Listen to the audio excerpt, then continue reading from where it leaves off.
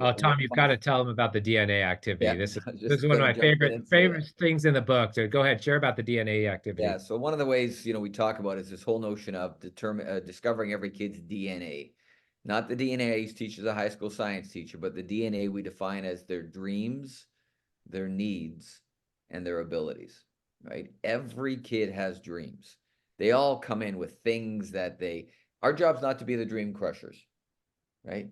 I share the story of, Spud Webb, right? 5'7", professional basketball player. Can you imagine Spud Webb in high school going to his coach and saying, "Hey, coach, I want to be a pro," right? And the coach kind of looking down and saying, "Spud, we got a little bit of a problem here," right?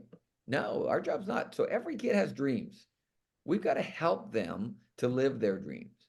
The needs, the end part, often driven by the other house they live in. And so they come to us needing some things. That's all right. That's what we provide here in our house. Their abilities as unique as the kids themselves, right? We've got kids who can surpass adults in some of the things they can do, right? I've got, 6 grandbabies. My 2 middle grandsons love to skateboard. They are way better at skateboarding than this old guy, right? And when I try and I fall down, they bounce up quickly at 10 and 11. At 63, not quite quick enough on the bounce up, right? But, right? So when we talk about discovering every kid's dreams, needs, and abilities, their DNA, that then can be used to build relationships, as you just articulated, John, but also to drive instructional design and delivery. So John says he loves monster trucks. You know how easy it is for me in this day and age to find out some stuff about monster trucks? And on my next math question, throw in the name of a monster truck. Now you got a kid thinking, wow, my teacher cares about me enough that this isn't just a math question. This is a monster truck question. I'm digging in, right? So what do we do to start to build those authentically and then value them, not judge them? John, really?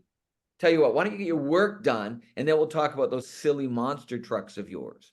But no, fascinating. That's great, right? Equally important, by the way, get back to our adult relationships.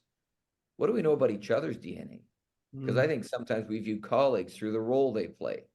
We approach every kindergarten teacher with a new picture book because that's all they read, right? We think every special ed teacher is a product of special ed. We almost start talking slower and louder, right? What do we know about each other? So the DNA, discovering dreams, needs, abilities, using that as a foundational approach to build connections. I've got some schools that have been doing this for 5 years, John. They've kept the kids' DNA books over time. Now the kids can see how much they've grown. The adults can marvel at the influence and the impact they've had to help those kids grow. I love that. And you just mentioned something that I'd love to explore a little bit more. What's a DNA book? Yeah, right. So we keep the track, right? So in kindergarten, I have the kids do their DNA. We use it during the course of the year. We talk to kids. We let them modify if they, we just did a unit on planets. Some of you loved it. Do you want to add anything to your DNA? Well, now I'm keeping that.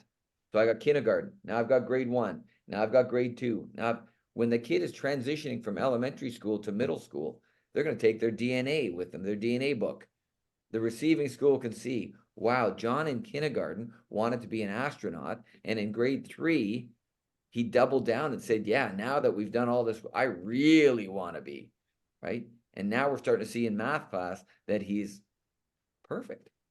Right? Yeah, and it's interesting how that DNA book can really align and be aligned and I guess synergetic with portfolio assessment. Absolutely. We spend so much time talking about academic performance and academic growth, but imagine bringing in the DNA book along with the academic portfolio to really see how a student is growing as a whole human being.